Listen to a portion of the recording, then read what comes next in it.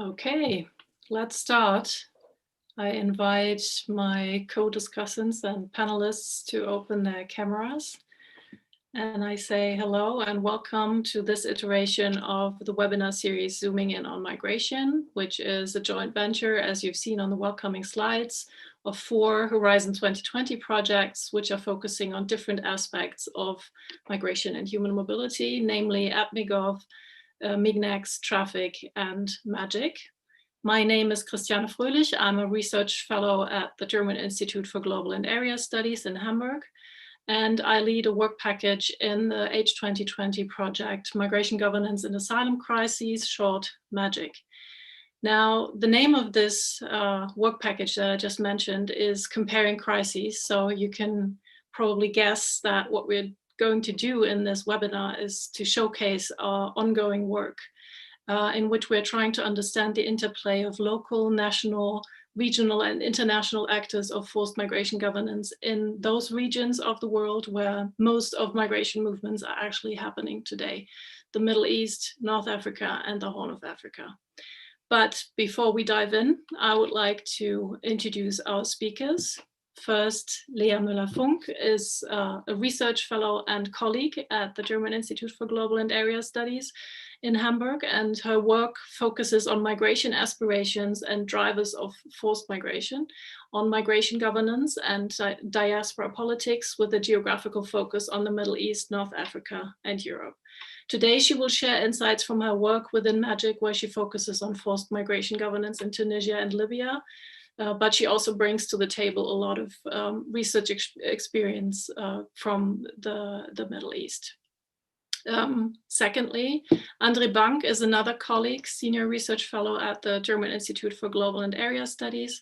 His work focuses on authoritarianism and conflict dynamics in the Middle East. And within MAGYC, he analyzes patterns of forced migration governance in the Middle East with a focus on Jordan, as you will see in a couple of minutes.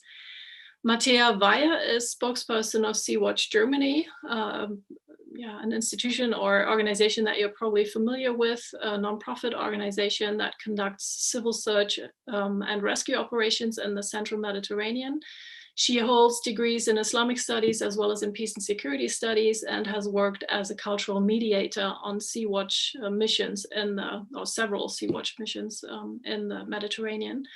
Now, full disclosure, before taking on her current position, she conducted fieldwork for MAGYC in Niger, so she brings both an academic and a practice perspective to this webinar. And last but not least, Martin Lembeck-Pedersen is senior researcher within our sister project, Advancing Alternative Migration Governance at MAGYC, and his research focuses on interdisciplinary analyses of European and Western asylum politics, on border control, and on deportation and military-industrial relations and post-colonial displacement politics. He has researched EU relations to Greek, Turkish, and Libyan migration politics, as well as precedents to current Western displacement politics during the transatlantic slave trade. Now, Martin has kindly agreed to be our discussant today, bringing in the European perspective, so that we hope to move from Europe's southern neighborhood across the Mediterranean to the European border regime within the next 1.5 hours. Now, a quick technical note. This webinar, as you can see in the top left corner, is being recorded here on Zoom, and it's also being live streamed on YouTube, and we will paste the link in the chat for your perusal. And we invite you to post your questions and comments in the Q&A box below, and we'll try to address them either in writing or in the discussion at the end of the webinar. Now, the webinar will proceed in 3 steps. First, we will shine a light on the current situation of refugees and migrants in the Middle East and North Africa, as well as from a more practice-oriented perspective on the Mediterranean. Then we will connect this to European crisis-centered discourses or narratives and their consequences in these regions. And in a third step, we will discuss the analytical and practical value of comparative approaches for such research. So in the first round, I would like to invite Lea, Andrea, and Mattea to respond to the following questions. What's the current situation for migrants and refugees in your respective regions? How has it evolved over time? And how do European crisis-centered narratives impact migrants and refugees, as well as migration governance in your regions? So Leah, please start. You have the floor is yours, and thank you. Hello, everyone. Thank you to the organizers for having me, and also for having the opportunity to share some insights into ongoing research, and also to have an exchange with colleagues from the work package, but also colleagues from partner projects which are part of the organization of this webinar. So if we talk about crisis and migration governance in Tunisia and Libya, I want to make 3 main points. First, we have to keep in mind that most migration happens actually within the region. Thus, the European crisis narrative of everybody wanting to move to Europe is often mocked upon from a local perspective, but is also clearly understood as a political strategy of European politicians. Secondly, if we can talk about a crisis, we should actually talk about a protection crisis in the Maghreb when it comes to safeguarding refugees' rights, which has been exacerbated through externalization pressures from the EU. And third, I think we also have to keep in mind that crisis narratives in the region evolve much more around other socio-political issues than migration as such as political reform, political instability, increasing unemployment rates, and insufficient public services, which are issues that have, of course, also been exacerbated through the ongoing pandemic. So I will go into more depth in the following. So first, most migration flows in Tunisia and Libya are regional migration flows, including displacement, which has mostly happened to neighboring countries or has been internal. And these regional dynamics have also been historically long-standing. So, for example, after the discovery of oil in Libya, Libya was for most of the second half of the 20th century a country of immigration or circular immigration, migration, with most migration originating from Arab and sub-Saharan countries. And Tunisia, on the other hand, has been an immigration country since long time towards Europe, but also to Libya, and a destination country, especially for educational purposes for the French-speaking sub-Saharan elite. And similar regional migration dynamics have happened actually during major conflicts, for example, during the Algerian War of Independence in the 1950s and 60s, when many Algerians fled to Tunisia and Morocco, or the décennie noire of the Algerian civil war in the 1990s, when Tunisia witnessed another wave of Algerian refugees. And of course, lately also with the conflicts in Libya since 2011, when major numbers of Libyans, but also non-Libyans, fled from Libya to Tunisia and Egypt. So if Tunisia is a transit country, then mostly so in the imagination with its connection to the situation in Libya.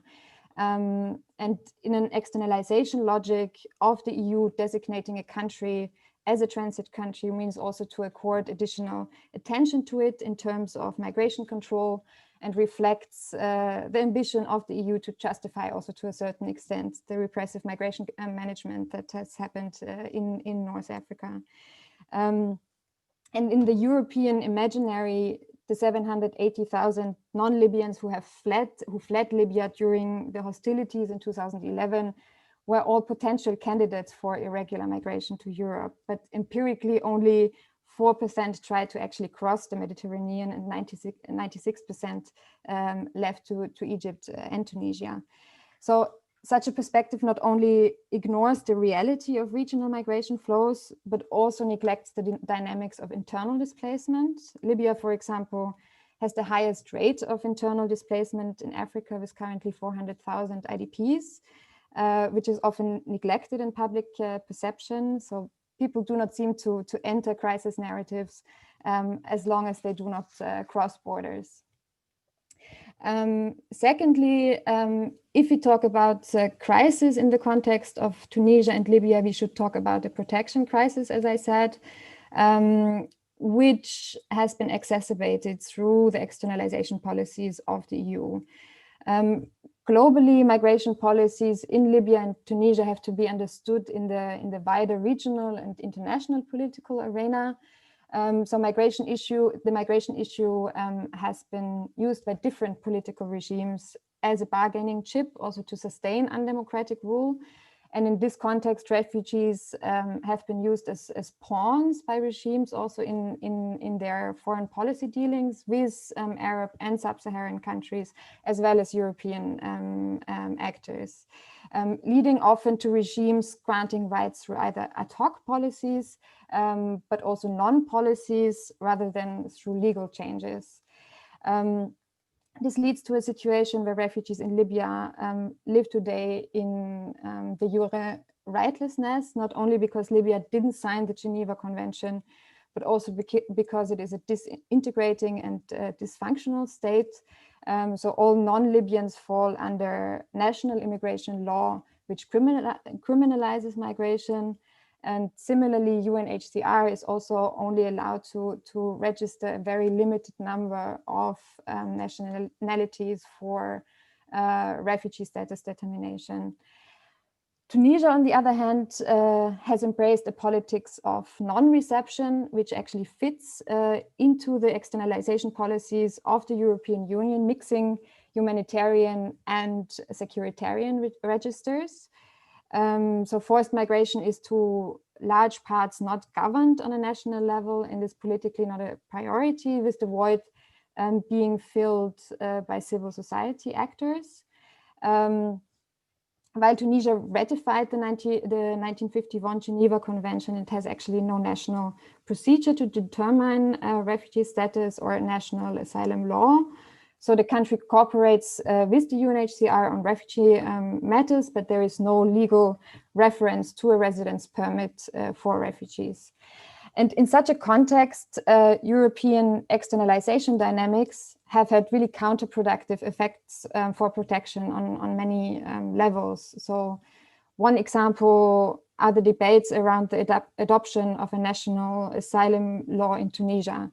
Where some Tunisian civil society actors argue that it's actually the externalization dynamics and the return logics which have ultimately hindered the adoption of a national asylum law.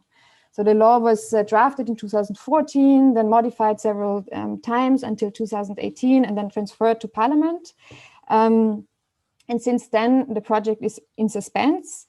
And Tunisian civil society actors have spoken positively, but also negatively about these discussions.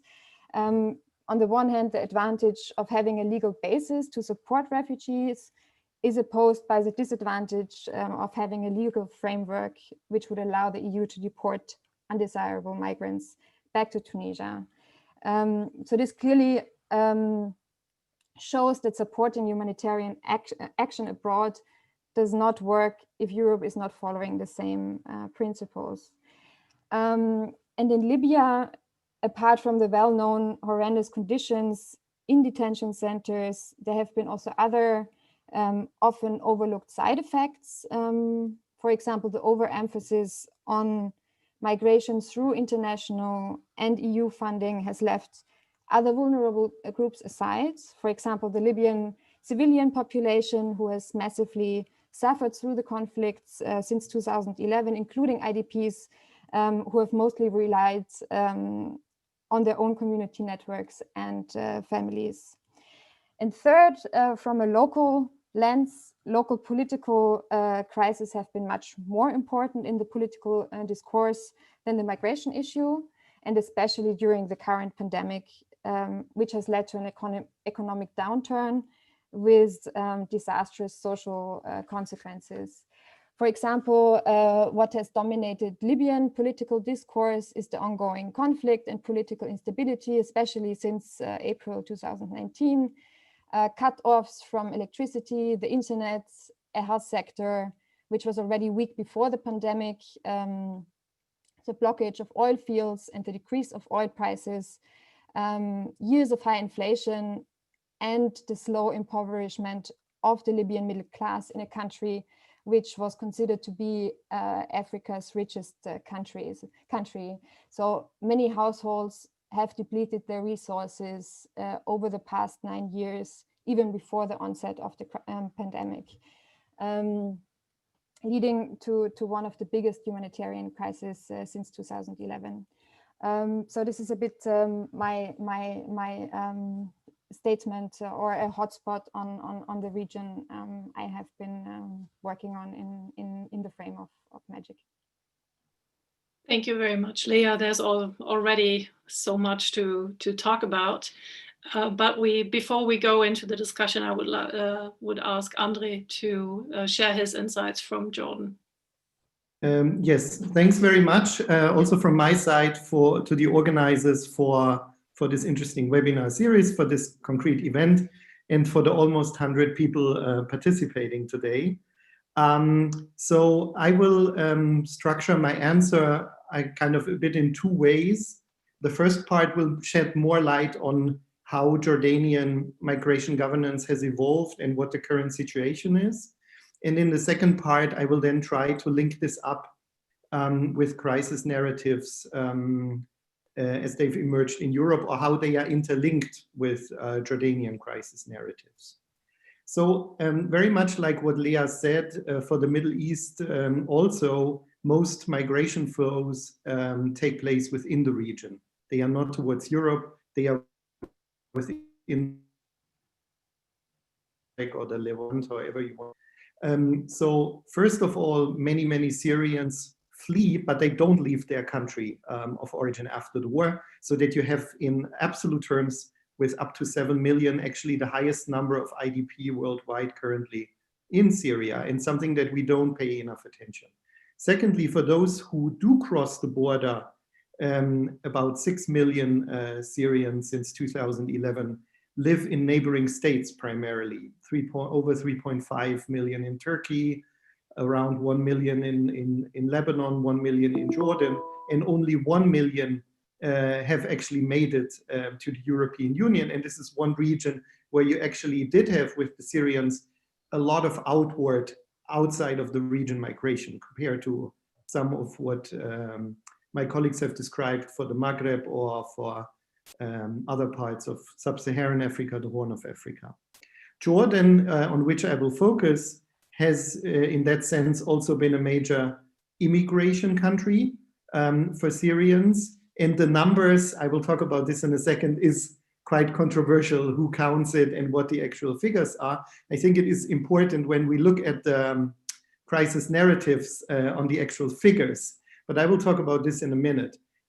Just for now, let it be enough to say that Jordan has not only been a major host of Syrians, but historically also, of course, one of the major immigration countries, globally speaking, for the region, of course, the Palestinians in the different rounds post-1948, 1967, 1991, when many Palestinians fled the Gulf states, but also Iraqis in the 1990s and in the 2000s.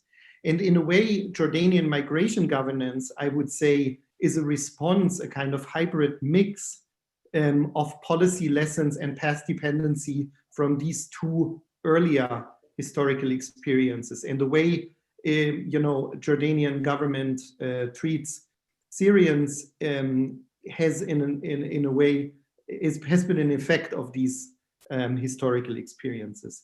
So take for example the erection of camps in Jordan in the summer of 2012, most famously the Sartari camp. And when you look at it from a historical perspective, it is quite surprising that this happened, given in a way the no camp policy discourse in Jordan historically with the Palestinian experience that is, in the past, especially post 1967, Palestinian camps were considered, politicized spaces, which then ultimately led to polarization, leading to the civil war in the country in 1970-71. And especially conservative Transjordanians continuously remember and alert the public of these difficulties of camps. However, when you look at the experience of the sudden influx of Iraqis in 2006, who within a couple of weeks fled the escalating sectarian civil war in their country, there was a sense that Jordanian state agencies cannot cope with this massive influx, and they did not erect camps, given this early experience. So in a way, what emerged in 2012 with the first bigger influx of Syrians to the country is a kind of hybrid form of, you do have some camps, but actually a lot of what has happened with Syrians is a kind of, semi-engaged, semi-hands-off, partly outsourced to UNHCR, in a way a mixed policy. However, when you look at the development of the camp population in Jordan of Syrians, the numbers have gone down, down, down. And the main, and in that sense, there's a main characteristic of the Syrian refugees in Jordan, which can be seen in so many other parts of the world, namely that Syrian refugees are urban refugees, that they don't live in camps, that they live in various parts of the country, in particular in the north and in the capital of Amman, but they move around. At the same time, the government has a strong incentive to keep certain camps and keep certain populations within camps, in part, and this is probably a cynical point, to bring European and other politicians to these places and show them that they're actually doing something, because otherwise the Syrians would just not be visible for external observers when you look at urban, they Palestinians, Jordanians in other parts of the country. So when you look at the current situation in Jordan, if you have around 1 million Syrians, only about 100,000 still live in camps in Zaatari, in Asrak, in the Emirati camp. And for this year, really, with the pandemic coming to the country, it has been very much overlooked, their situation. There has not been a particular attention by the Jordanian government to treat these particular vulnerable populations, be it in Eastern Amman or be it in the northern region where many reside. Rather, politics in Jordan has revolved around the economic and health policy in particular, and also the upcoming elections in Jordan, which are supposed to take place on the 10th of November. And where, interestingly, in the whole campaigning, the issue of the situation of Syrians does not play any role at all. So in that sense, it's of course also a shying away from this issue inside Jordan. Now, my second bigger part of the answer about the link to the crisis narrative and the European crisis narratives. The first point I would make here is that actually there's probably not a big surprise that there are different temporalities at play. And the time when certain crisis discourses are particularly prevalent in Europe is not necessarily at the same time that this happens in Jordan. So when you look at Jordan, again, there was, of course, a sense of crisis and urgency when suddenly many Syrians fled the aerial bombardment in the summer of 2012.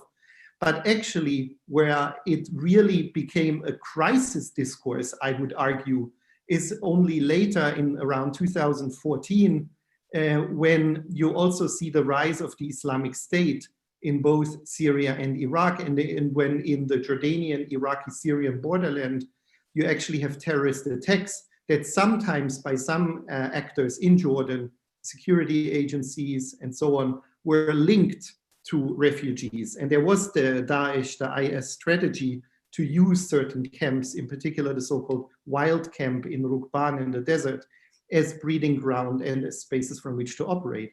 So in the language of the Copenhagen school, only when it was really securitized, and in a sense the issue of refugee and Syrian migrants in Jordan linked to acts of terrorism, that this became really much of a crisis discourse, an urgency discourse. But it is not 2015 when you had with the influx of many people from the Middle East, particularly from Syria to Europe, to Germany and other countries, where this became this major crisis discourse.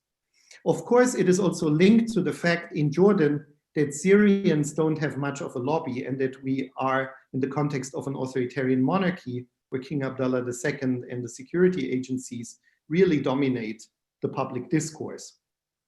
That those things are possible and take place. So probably my first point here would be, it's not a big surprise that there are different temporalities at play. However, my second point is that there are some situations where the European and the Jordanian crisis narratives do link up, where they do align. And this is often done from the Jordanian side, I would say, when they try to rhetorically link up to crucial elements of the EU discourse.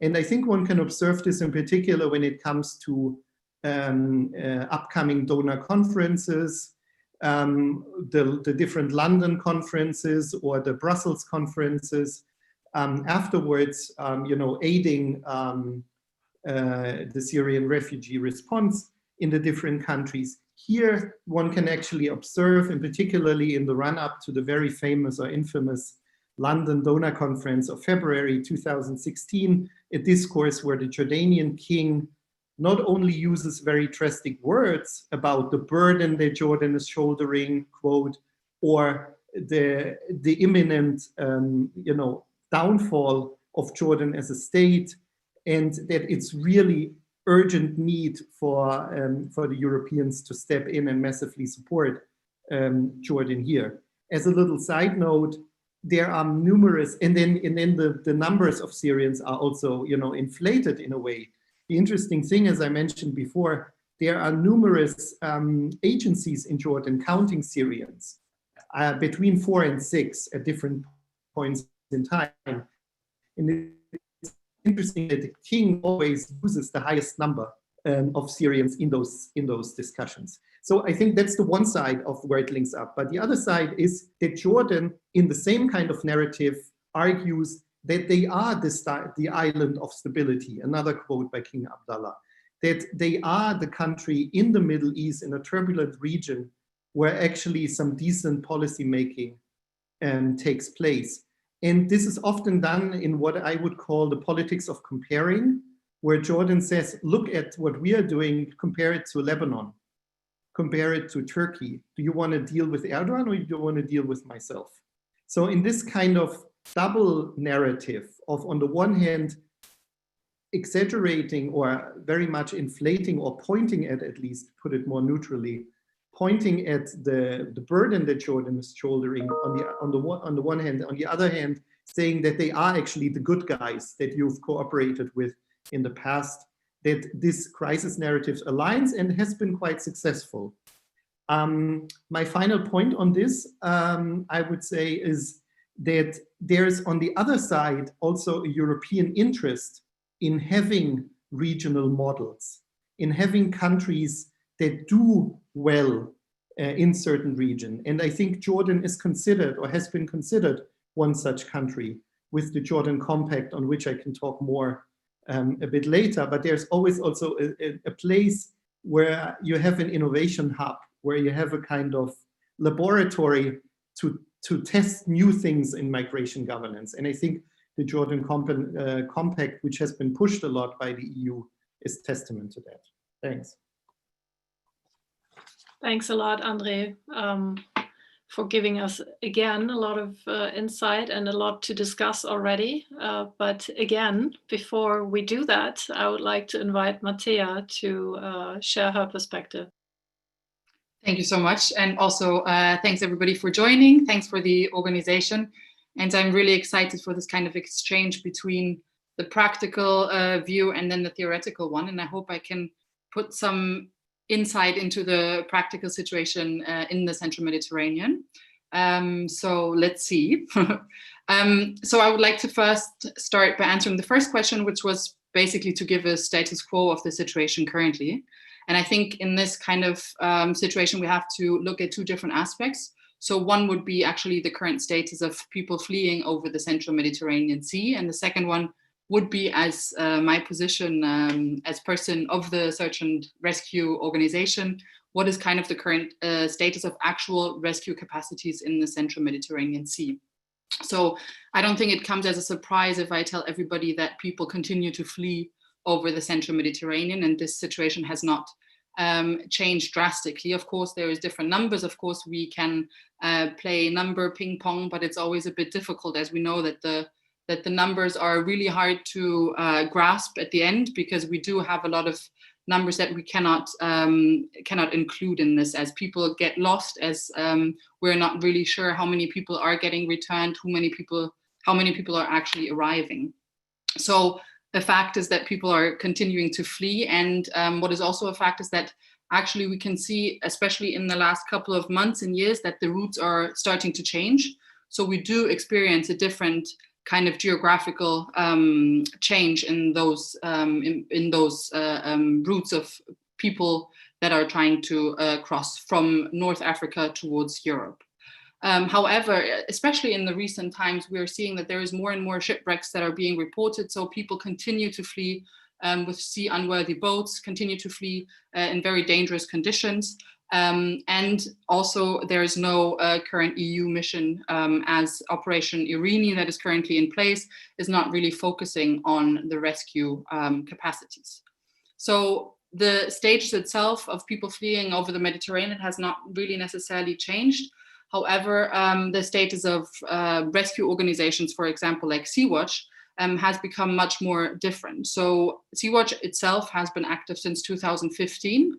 So as a response to the gap that has been kind of emerged, or the gap that emerged after the EU missions went out of the Central Mediterranean, civil society actors kind of stepped up and kind of started to fill this gap by actually doing rescue operations themselves, never really with the goal and the aim of staying there for 5 years, but actually just with the aim to really be there, do a sort of emergency response, and then go back home and take on the jobs that we've done before. However, we're still there 5 years later, which is a very scary thing if you look at it like that. And also the thing that has changed in the status of search and rescue organizations is that while they were sort of supported in 2015-16, they were able to basically have a proper schedule of missions. So they would be able to start from a specific harbor, they would go out for a month, they would come back. People, in a practical view, they were able to actually book a flight to go there and book a flight to get back. When we have missions now, as we never know how long they're taking, as we never know if we'll be in a standoff in front of European coasts, we don't know really anything anymore, and it's being it's basically making operation very difficult, but I'm going to come to that in a second. So that's kind of just a really broad status quo of the situation. Regarding the second question, what I think is very interesting in the perspective of practical search and rescue in the Central Mediterranean is that we need to determine first what is actually this crisis we're talking about, and what is the EU narrative on what kind of crisis. And one would think the crisis should be that people are dying in the Central Mediterranean trying to cross in the search of a better life, in the search for safety, in the search of whatever they are searching for. However, what is being actually considered the crisis is that people are arriving on European coasts. So for the European, for the EU, the biggest problem is not people dying in the Central Med, but people actually arriving. So with this, of course, comes a lot of different other crisis narratives, right? Or crisis scenarios. There's filled camps, there is people on the streets, there's unemployment, there is, asylum systems that is not working, there is relocation that is not existing, there is EU member states that are not cooperative, etc. There is overwhelmed coastal states, there is no European support. So with this, the crisis of people arriving on the shores comes basically a huge crisis scenario afterwards.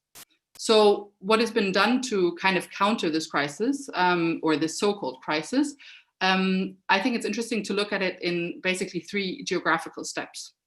So the EU is doing quite a lot to make sure that the end, which would mean a person stepping or putting foot on European land, is not really happening, by trying to encounter this problem as soon as possible. So I would like to just briefly talk about 3 different solution strategies the EU is currently implementing in order to prevent people from actually reaching European shores.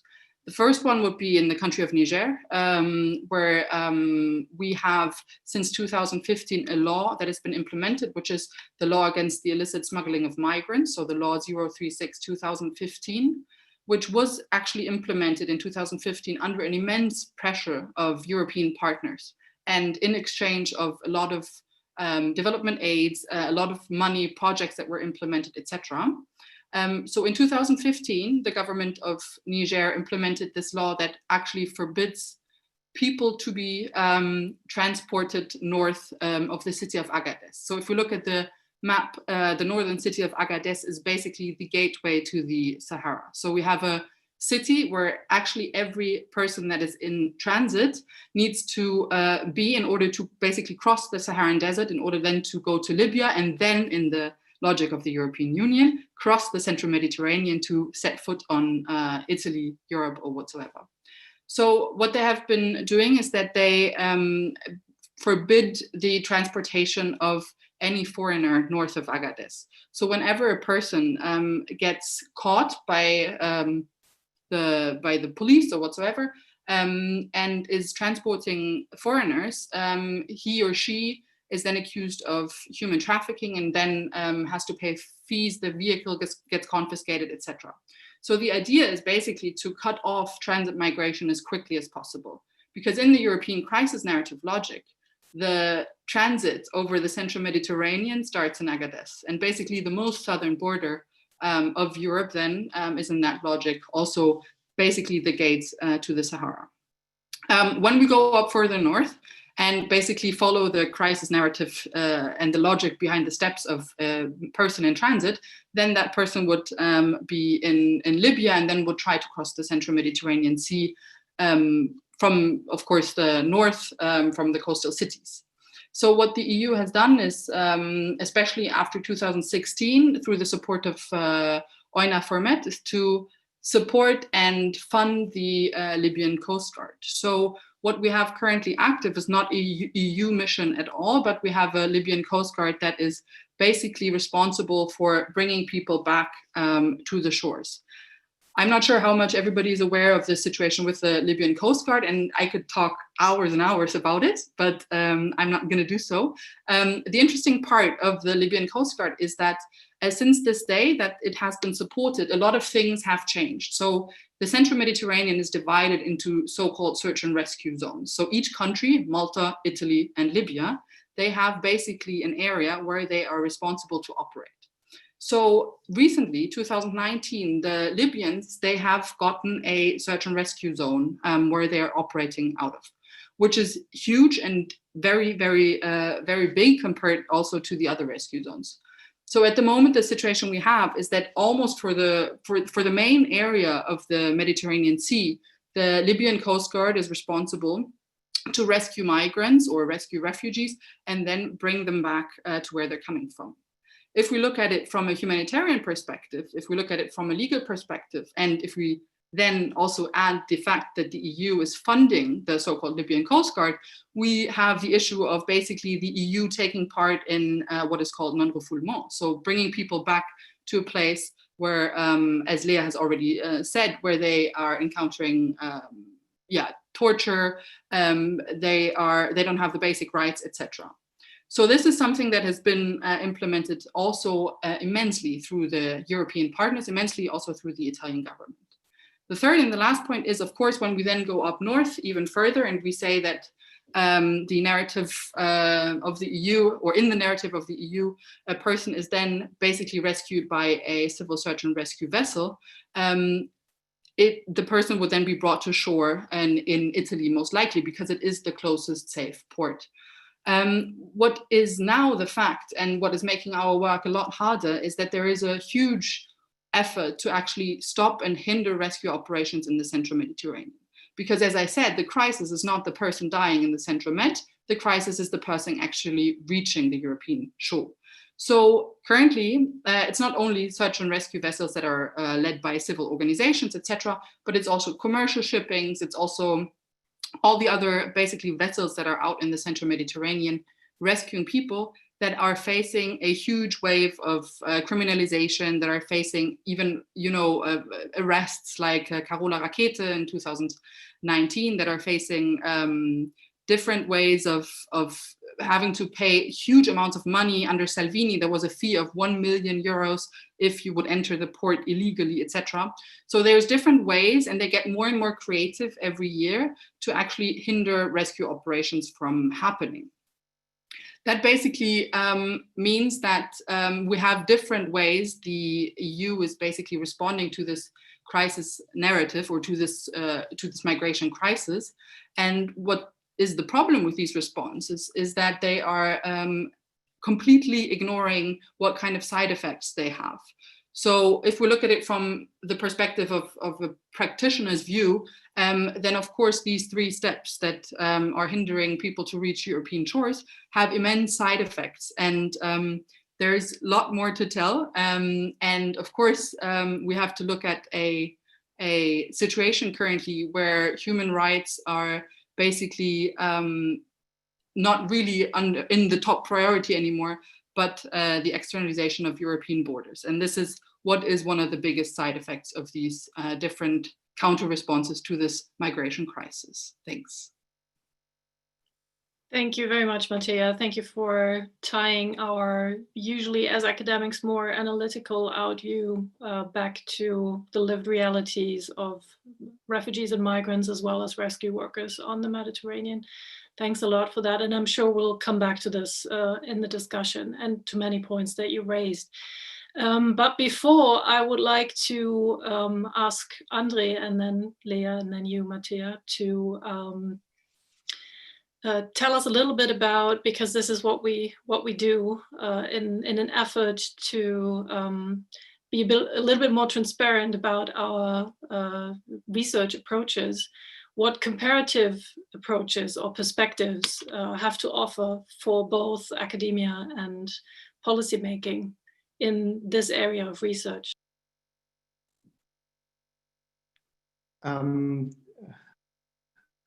Is the connection okay? Yeah, okay, because I couldn't hear you for a few seconds, but now it's fine. As Christiane said, we are working within MAGYC in the work package comparing crises. So we've talked a bit about crises. We haven't talked much about comparing yet, and that's what I will do in the next few minutes. So very basically, I think, and a bit, moving to very back to basics, in academic research, in particular in political science and in sociology, I would say that comparisons, or systematically comparing between different cases, allows us to achieve 2 goals, hopefully at the same time.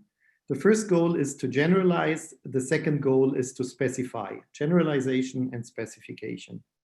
So within certain scopes, of course, that have to be defined, we might be able to generalize first by seeing similar patterns across cases, by observing comparable or similar actor constellations, certain sequences in time that happen.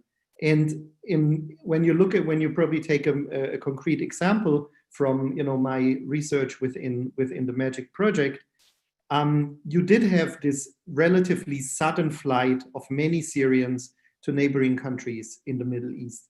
Less in 2011 when the conflict started, much more in 2012 when the regime changed tactics and started to bombard neighborhoods. And then the mass exodus actually happened in the summer of 2012. And people fled to Turkey, to Lebanon, and to Jordan. So you can look at this, at the early response as one case. And I think if you want to compare this, one can, I think, find out on a very superficial level that it was state capacity in the respective countries that was quite strongly in determining the immediate response in the question of setting up camps or not, in where Syrians settled at the time. So you can see that, for Jordan and for Turkey, you did have this emergence of early camps. But you didn't have this happening in Lebanon. And it was not only about the group size, the type of connections between Syrians, to those countries, it was very much an issue of state capacity in the receiving countries. So I think here you can say probably state capacity determines immediate response. That would be one similarity. And in that sense, probably we can generalize, just for the sake of the example. Sticking with the same example, I think one can also specify. And if you systematically compare the reaction of Jordan and Turkey with each other, in this case, one can, if you dig a little bit deeper, one can really observe the massive differences.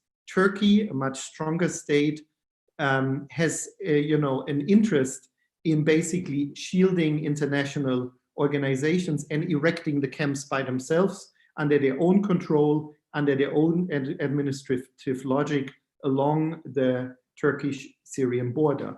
Jordan, on the other hand, a much weaker state, much more dependent on assistance with the UNHCR and various donor countries. We're developing this camp policy also in interaction with various other actors. One can discuss the cases even more, but I think the points I want to get at is that if you systematically compare, you cannot only generalize what we as political scientists often do in finding patterns, but one can actually also specify, a point that is often forgotten. Only if we compare can we tease out the specifics of a case. Within the MAGYC project, we undertake two types of, or ideal typical types of comparisons that we at the GIGA put under the rubric of CAS, of comparative area studies. It's a kind of approach or like a kind of research perspective that we at the GIGA take. And comparative area studies tries to combine these two goals of comparing. On the one hand, comparing and then trying to identify generalizable patterns, but also in the sense of area studies, being very attentive to context, being very much focusing on what is going on, and not only listed in the examples of all the complexities of the cases and trying to bring both together. So within MAGYC, we undertake two types of CAS-related comparisons, intra-regional ones, where the context, for instance, of the Syrian flight is very similar.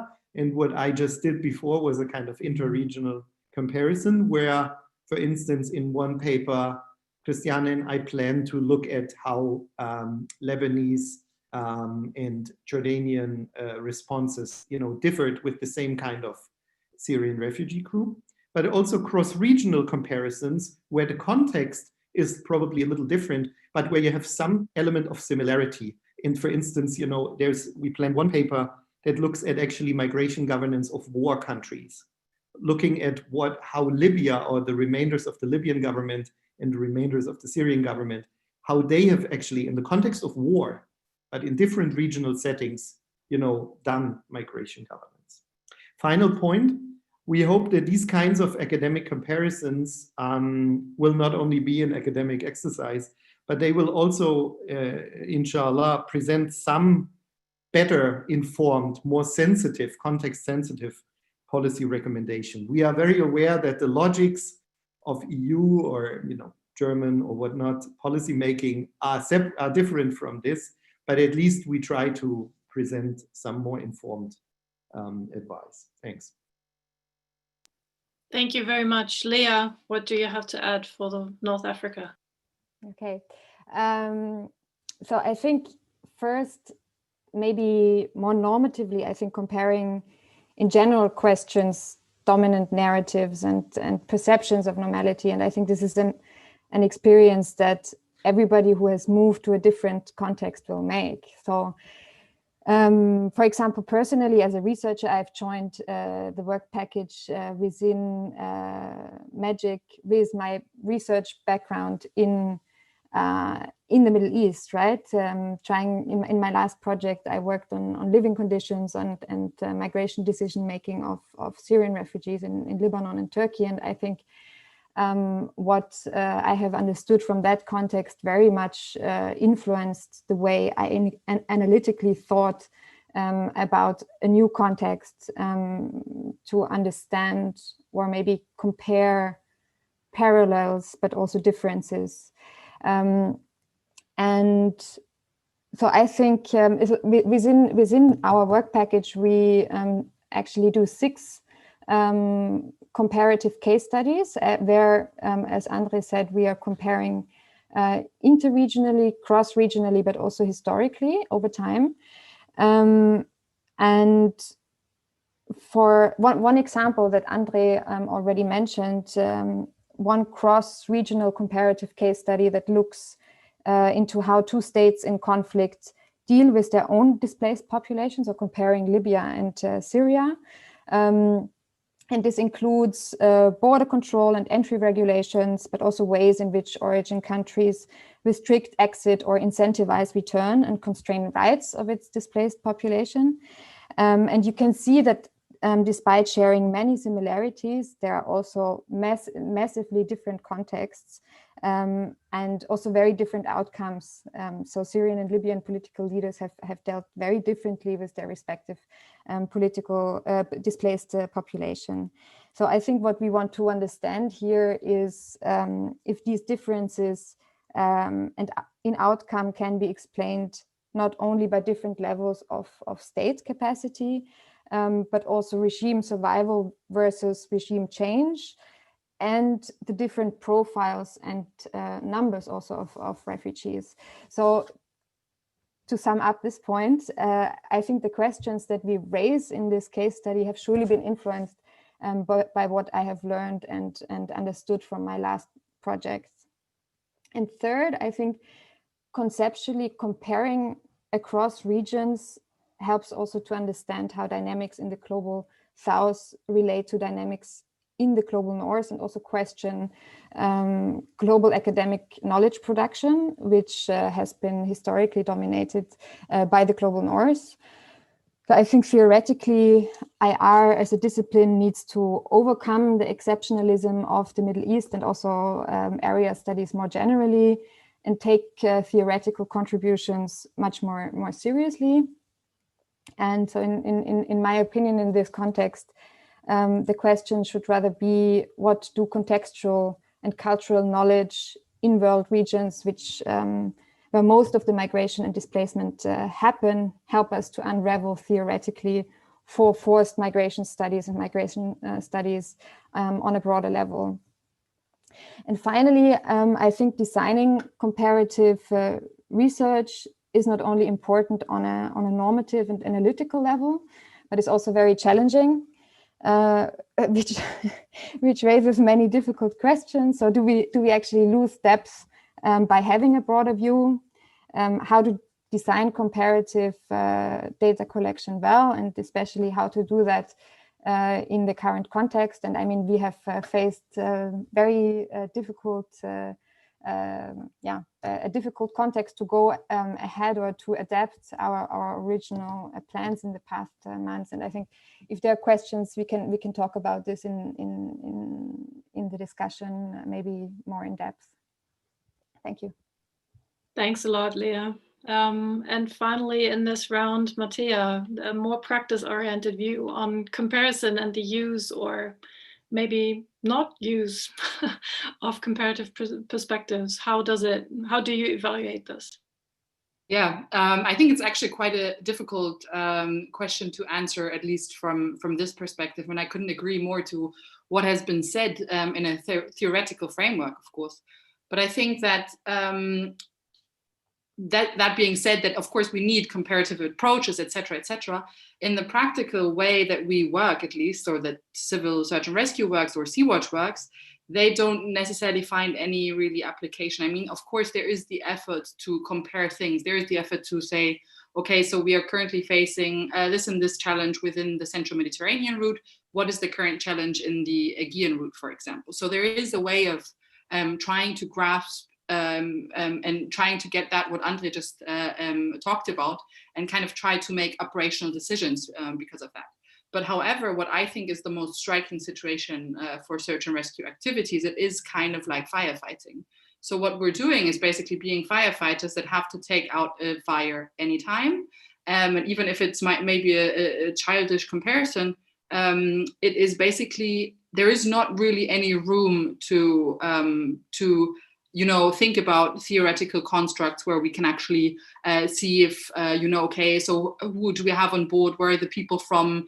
Why is, what is going on there? What is going on there? So what we're doing and what we understand the job, or how we understand the job that we're doing, is basically it's an emergency response where the first priority in that moment is to basically get everybody safe on board and then disembark them safely in a European safe port. And I do agree that I think that there is a huge lack of actually transferring the results of comparative analysis of the work that academics do in their offices to actually implement them in the practical work that, for example, we are doing. And I think that emergency responses, and that's not necessarily only civil search and rescue, I would say, is a bit stuck in a way that it always needs to constantly defend itself in the political arena. It needs to constantly defend itself, against right-wing's narrative, against criminalization campaigns, against new regulations that are put on our table basically any second. And it's always evolving. So basically what is changing is the complete surrounding. So we get literally a change of laws and regulations for ship-related safety issues, let's say, every 6 months. So there's not really time to compare or to actually, get the things that actually would be very useful to implement. So I think this is a big lack that is missing. And I think it would be very, very necessary to get a better understanding of cross-regional movements, especially overseas. I mean, as I said before, the routes are shifting, right? And unfortunately, as firefighters don't have time, we don't really have the time to really grasp this understanding. And what is a bit absurd with it is that I think at the end, when we sit down and look at the political arena and the public discourse, it is at the end, excuse me, it is at the end us who is being asked to answer specific questions, especially much more broader than the context that we're working at. So what is happening in the public is that at the end, Sea-Watch, for example, is recognized as an organization that has the mandate to talk about refugee issues, not only in the Central Mediterranean Sea, but abroad, right? And even beyond. So we are being asked in talk shows, whatever, to answer questions about migration movements in sub-Saharan Africa. And there, I think it would be actually nice, and that's why I'm really happy to be here, to have kind of an exchange of how we can actually try to get these theoretical comparative results more and better implemented in practical work that is currently ongoing. Thanks. Yeah, thanks a lot. I think what this shows is that both designing comparative research as well as initiating a functioning dialogue between academia and policy making and practice requires a lot of resources that are often not available on both sides, actually. Martin, I'm not sure I envy you to be the discussant for this, but I look forward to your comments. Thank you very much, Christiane, and I want to thank the organizers for inviting me as an MAGYC scholar to hear our sister project and your very interesting discussions. You may not envy me, Christiane, but I do find it a privilege to hear these interesting ventures into research, into a very policy salient and urgent topic. So I'm just happy to be here, really. Just a quick full disclosure. As I mentioned, I'm part of the Advancing Alternative Migration Governance, that's ADMIGOV. This is another Horizon 2020 consortium. We are focusing on providing alternatives, both in terms of how we think of and also in terms of more concrete policy recommendations and indicators for the European policymakers. And we're doing it by observing migration along the migration chain. So we both have so-called regions of origin, so-called regions of transit and protection regimes within this, data regimes within this, and then of course also in European countries. I will return to the fact that I called it so-called, which I think is crucial here, but just to flag that this is what the MAGYC project is about. I've been sort of drafted in here to bring in the sort of a European border regime perspective onto the three interesting presentations we've heard. Now, in a sense, they all three speakers already did this, so that may be where you don't envy so much, Christiane, but I am going to try anyway. My own background, I've worked quite a bit on a concept that was flagged several times, namely externalization. And I do agree with the speakers. This is a quite important and salient concept to use in these different regions that we are discussing. I also think that the presentations we've heard each in their own way highlight what can also be problematic with the concept of externalization, which is its homogenizing and generic quality, which is bound to be insufficient to address the localized concepts, the localized histories, and the trajectories of different kinds of crises. But as a sort of now I'm sort of running up into the questions that I've amassed for each speaker. So a first general question that I have for each of you, Andrea, Mattea, and Lea, is if we acknowledge externalization as being a problematic concept when it comes to comparing migration crises, one way of doing it could be to say that it works with assumptions of interiority and exteriority. It's bound to assume that there is a certain heartland, a certain core, and there are certain peripheries to which control, care in different instances is exported. My question to you is, if you were to think about what goes the other way, what comes back into European crisis narration from the different contexts that you each have been studying, what would that be? Because full disclosure, I think things are coming back.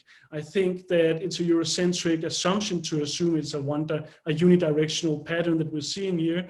And I think in crucial ways and in different ways, each of the contexts that you are talking about may have quite crucial impact on European policymaking and normative regimes, etc. So that was the first general question. Now I'll move on to more specific questions to each of the speakers. I'll start out with Lea. Thank you very much for your very interesting presentation. I'm just going to bring your face up here, Lea, so I can I can see you. Yes, here we go. Thank you very much for your interesting presentation. I took note of several things. But one thing that I think is incredibly important that you brought out right away is that migration is not the only crisis at work here.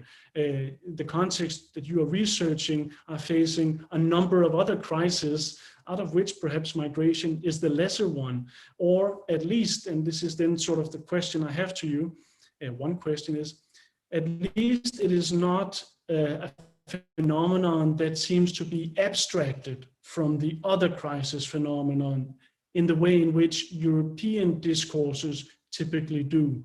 So the question is, do you see a different, do you see something valuable empirically when you're observing the crisis narration in Tunisia and in Libya, in the way in which they do not abstract migration as some sort of separate phenomenon from all the other interrelated dynamics going on?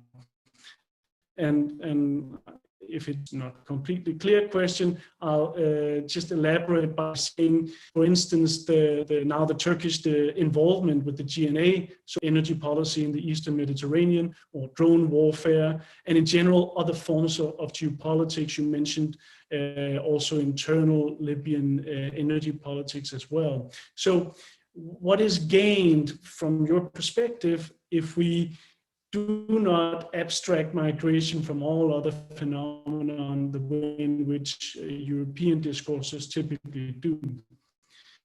Then I have another question which concerns actually, well, it's so slightly related. But I was just wondering if you have observed from your perspective, different, I think there are different European crisis narrations as well, given that we're having, yeah? Martin? Sorry, the connection is Yes. sort of breaking. So I would suggest that while you are speaking, everybody else turns off their camera so the bandwidth is a little bit better for you. All right. I'm sorry, it might be my connection. I'm sorry about that. And I will also speed a little bit up because I thought you might say that, Christiane, as well. But basically, if we're looking at the Libyan context, we're also seeing different allegiances from European actors. So you have France supporting the Libyan National Army, while EU and the UN supposedly support the GNA. And so there seems to be also just at that level, intra-European level, different crisis nations and giving rise to different proposed political solutions. And the last question I have, Elia, is how do you see international organizations feeding into, well, the political context, of course, but more specifically also the narration of crisis? So if we observe Tunisia, for instance, there's, of course, a number of international organizations, IOM and so on, also Frontex border training mission to Libya was relocated to Tunisia. And so I'm wondering if you could say something about how these actors, international organizations or EU agencies, feed into and try to impact the crisis narration in a country like Tunisia, and in return how local and national authorities impact these actors' narration of the crisis. Maybe there's another question. If we have time, I'll let Christiane decide that. But now I move on to you, André, and your very interesting presentation on the intricacies of what we're seeing unraveling in Jordan.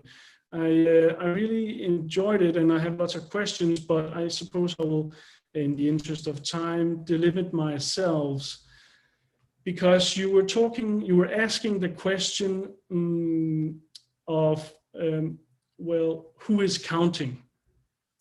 And of course, at a sort of internal ministerial level, there are, as you mentioned, a number of different agencies, each putting out different numbers according to prevalent donor and sort of tendencies and trends and interests. But I noticed when you were talking about these laboratories, Mark Duffield has talked about complex displacement crisis functioning as laboratories for various interests. So let's try to zoom a little in on that, because I found it very interesting. If we look at the Azraq and Zaatari refugee camps, and we're looking at the role of the UNHCR, how would you view this particular international organization and how it's situating itself within the politics, the practices, and the narration of migration crisis in Jordan, specifically given the different numbers at stake, but also to, as you said, construct Jordan as a model, sort of a geographical model or area which maybe can be emulated across different contexts. I think the numbers game and these politics of comparing that you were talking about are indeed very interesting. But I'm also interested in looking at the level beneath international organizations and indeed beneath states, and looking at how in these laboratories you have different kinds of ICT companies and private security companies also featuring and offering technologies and offering narratives as to what is a crisis in this context. So I was wondering if you could say a little bit more about how commercial actors feature in the laboratories creating crisis narratives in Jordan. And then in the interest of time, I will move on to Matea. Also, I really enjoyed your presentation, Matea. It was very interesting. I suppose I have several questions. I really appreciate how you moved into discussing towards the end the construction of search and rescue zones.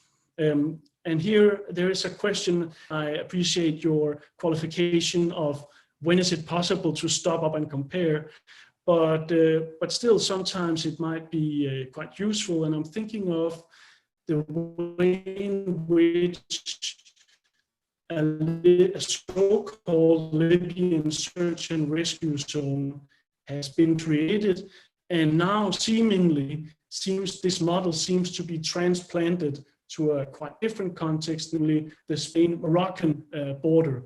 Because here too, you see actually quite in several ways, a quite similar construction of a so-called search and rescue zone, which seems to be, for all intents and purposes, the laundering of humanitarian language, covering over practices like pullbacks of people trying to actually escape these areas towards Europe and then being pulled back and recycled into a displacement system. So if you could say something about comparing those two contexts, Libya, Morocco, and search and rescue zones, that would be very interesting. Also, I appreciated your talk of, you said, a so-called Libyan Coast Guard, which I appreciated a lot, just like I flagged out saying so-called regions of origin, so-called transit zones, because these are, of course, rather European constructs. And maybe you could say a little bit about how it looks from Sea-Watch perspective, how you can sort of deal with a discourse that in an unraveling civil war in Libya still insists on talking about a certain actor as the Libyan Coast Guard, although there are several rivaling actors, and how you as a humanitarian NGO navigate in a policy landscape where such epistemological slides or assumptions sort of feed into how you can talk about the crisis that you are, firefighting in. And then last question, ask more later on, but I was interested to hear also to revert to the role of private security and other commercial actors when it comes to providing the infrastructure for search and rescue missions, because this is of course a highly contested area and you need technology to perform the task you do. But if we look at the role of MOAS, then there was a lot of criticism of the way in which it collaborated with drone operators and insurance companies, and even at times the Libyan, so-called Libyan Coast Guard. So how to, as a humanitarian NGO eager to perform the operational task of rescue, how to navigate in a political economy where there's a lot of interest in such technologies as well. And now Christiane appeared before me on the screen, so I think perhaps this is my cue.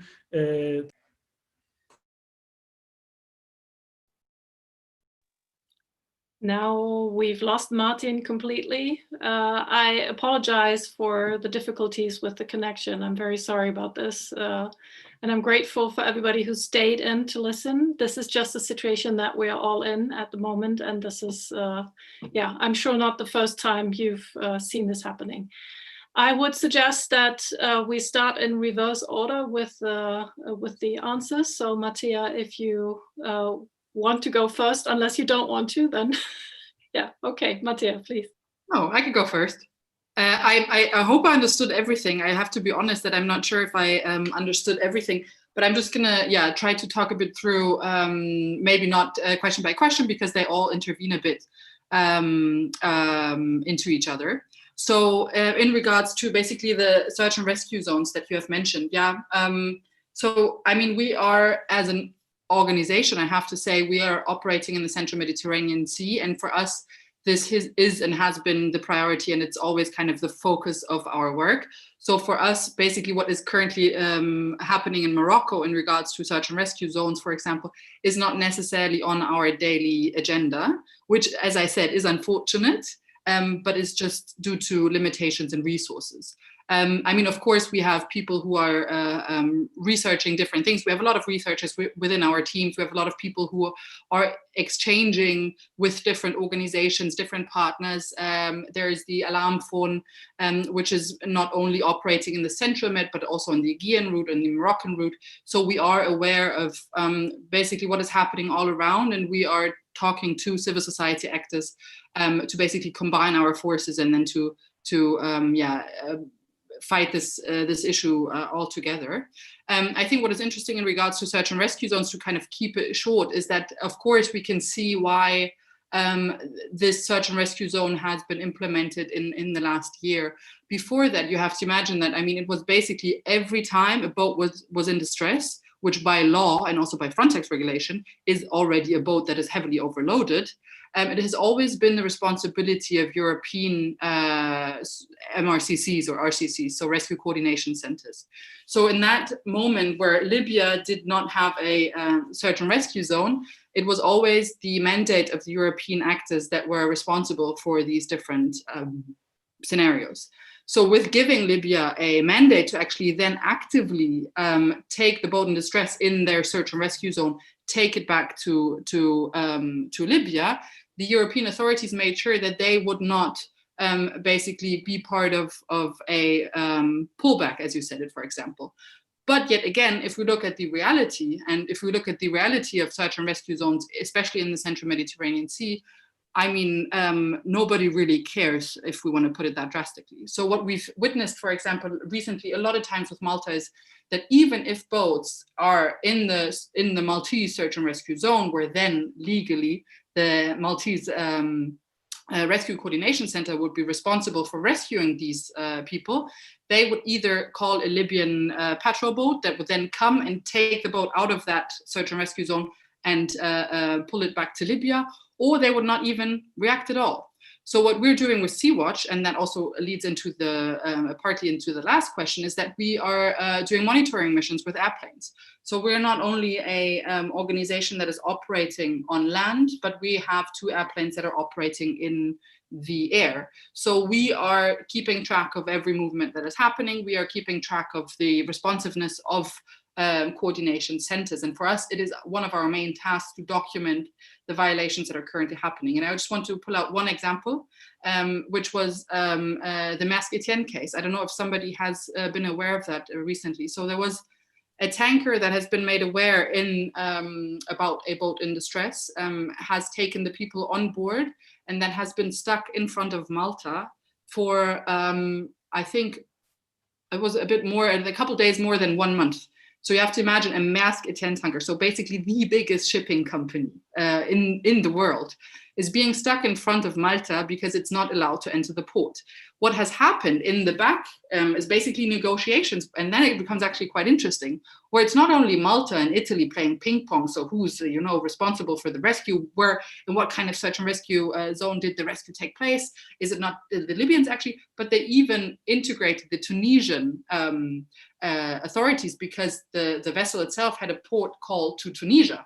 So what we're actually witnessing is basically a sort of, if you want to put it really drastically, is a battlefield where we have authorities that are coordinating rescues, that are fighting off each other and trying to push away and push responsibilities to one another. And this is something that is even getting worse with having the Libyans or having given them a search and rescue zone, if you ask me, and if you ask my practical experience. Last question to make it quick.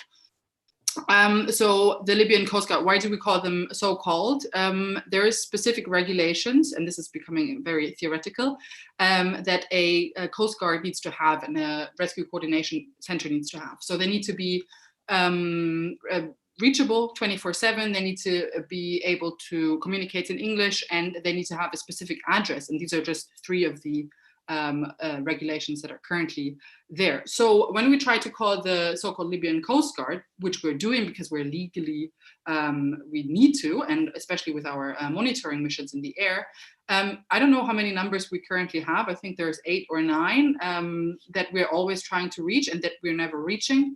It is impossible to reach somebody in English. And if you look at the address that is provided by the center, it doesn't exist. So for us, there is no way we can accept basically such, under the situation in Libya, where we have basically a country which is unclear who this Coast Guard then actually belongs to, because we have different militias that are part of the Coast Guard.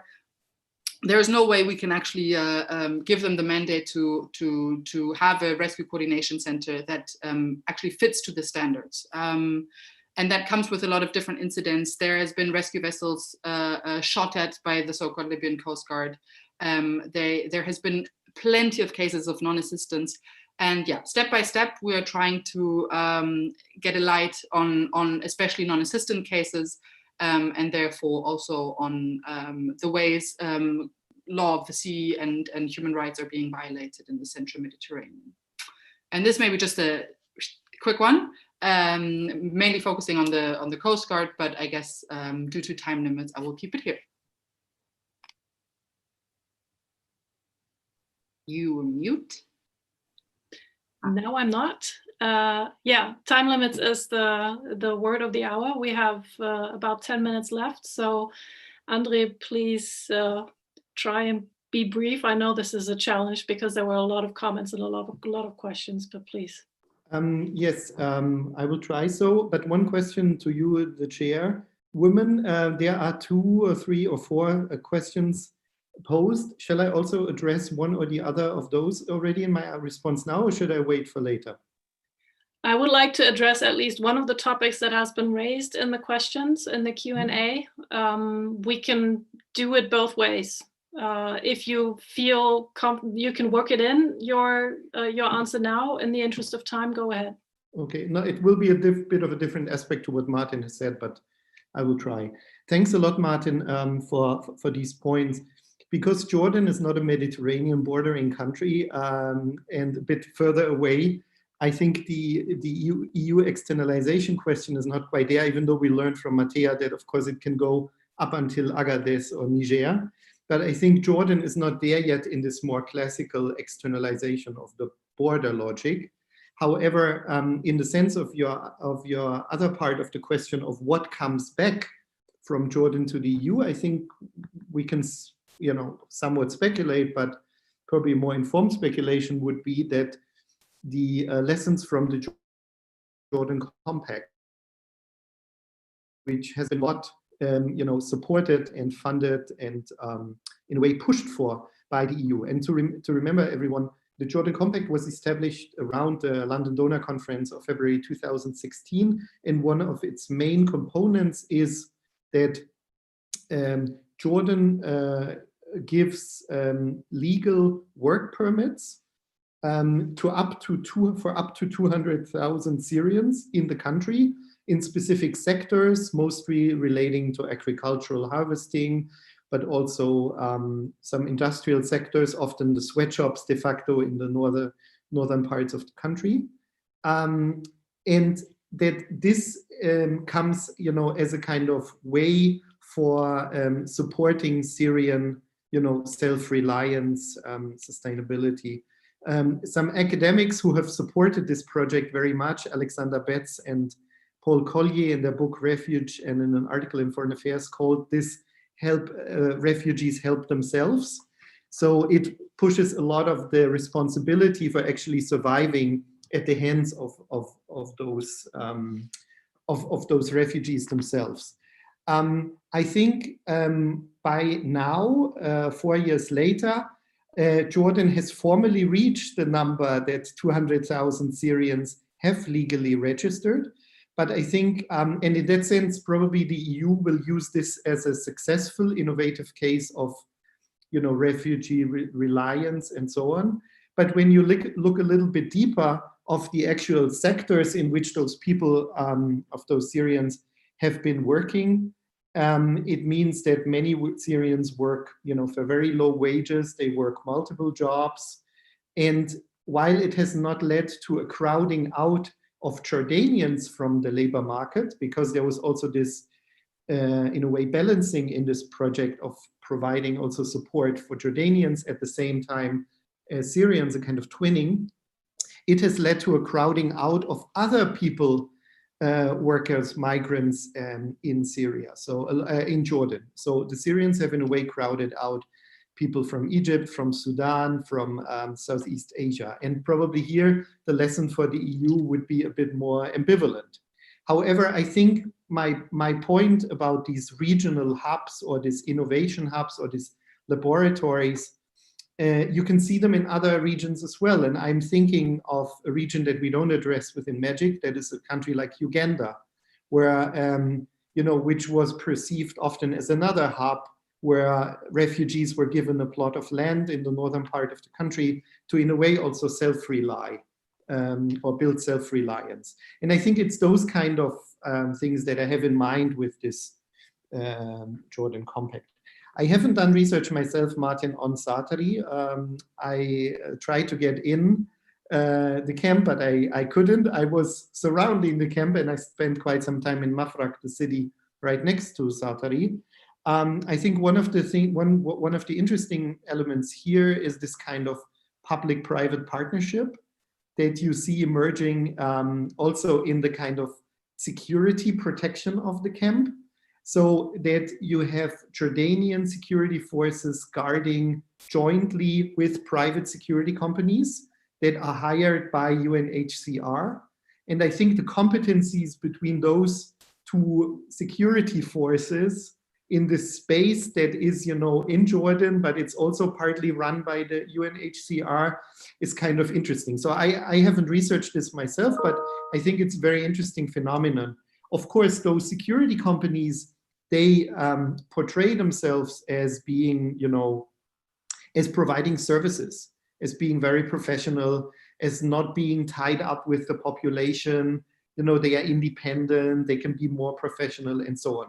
But of course, it causes so many issues because you also have within the camps Mukhtar, like local, you know, Syrian chiefs who are also in part responsible for some protection inside. And I think it makes for a very complex security constellation. I'll leave this here because I've talked already quite a bit. Just to briefly respond to two elements of two of the four questions. The first one, which was about the question of attempts by other states or Islamist organizations to use refugees as mercenaries. I mean, when you look at Syria, what has happened is not so much the use by external states, but actually the fact that so many Syrian soldiers early on gave up their weapons and turned refugees in Turkey and then returned as rebels, in a way is a change already of this constellation from soldier to refugee to rebel. I think you have that without so much the involvement of other states, even though Turkey, of course, supported the establishment of the Free Syrian Army. But I don't see this happening so much now that, in a way, some of the states recruit among Syrian refugee populations, sending them back to Syria, and not, at least not at this point. In contrast to this discourse about refugee warriors that you saw emerging sometimes in the Great Lakes region in some of the conflicts there, I would say that almost all Syrians are war refugees and not refugee warriors. Last point on this, of course, the IS tried to infiltrate these groups. I think I'll leave it there. Thanks. Thanks, Andre. Sorry, we're running short on time. Leah, please go ahead. Okay, I have 2 minutes to answer a series of really interesting questions. I try to do my best. So I think the first question, if I got it right, was about what do we see coming back from externalization policies in the regions we study. I think what we see is also a diffusion and mirroring of policy practices, but also labels, and how they are used also for domestic political gains. One example could be the recent statement of the Lebanese Ministry of Social Affairs in summer 2020 with its statement on return policies, where it designated Syria a safe country to return to, or a safe origin country. But also Lebanese actors, political actors who have threatened UNHCR staff to cut their residence permits in case they don't stop speaking out about return. So I definitely think that we see a certain mirroring and reflection and diffusion of these practices. Then secondly, your question about if we see basically not such a separation of migration crisis from other crises. I think yes, to a certain extent, especially when it's linked to emigration. So I think emigration in Tunisia, but also emigration is much more analytically also in the public perception or discourse linked to a lack or a failure of domestic politics, economic or social policies. In regards to immigration, I'm not sure. I would rather say it actually is also often linked to a security lens, and yeah. Then the third question about different political allegiances and different solutions in different parts of Libya. I can maybe only share some insights from interviews I have been doing in the past weeks, because I'm really doing fieldwork right now. So I think what one can say is that I mean, Libya is very fragmented politically, and that also plays out how international organizations, civil society actors operate in the country, right? So, for example, international organizations have mostly, for a long time, or parts of them, operated from Tunis.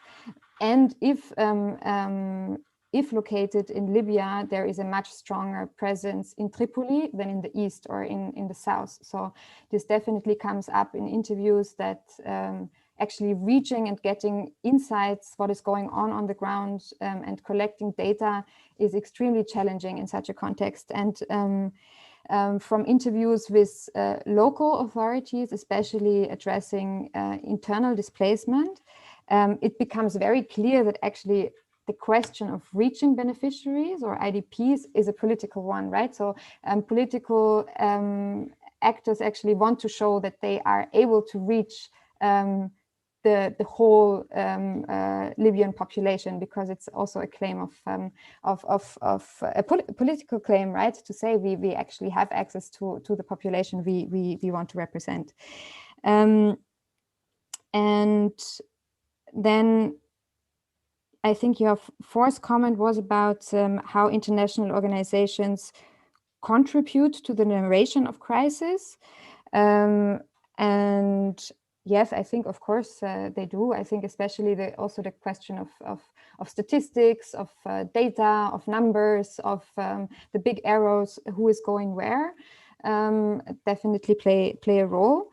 And I think in the Libyan context, for example, the IOM displacement tracking metrics is a good example, also because in interviews, it comes with international organization, it becomes actually clear that data collection of the displacement tracking metrics relies very much on local partners on the ground, and that basically they cannot get access to data that Libyan authorities do not want to share. So, and then I think one question from the audience was about language and cultural barriers as a reason why some experts do not study this region, and how we as a work package deal with our fieldwork. So I think we have had two strategies. I think we, on the one hand, we all learned Arabic or speak Arabic to a certain extent, and in my context also French, and I think, and we also collaborate with people on the ground, even and now even more so under the current context, right? So, and I think that not only helps to get access to think about research in a collaborative way, but also to discuss analysis and research in such a context where, yes, where it's not,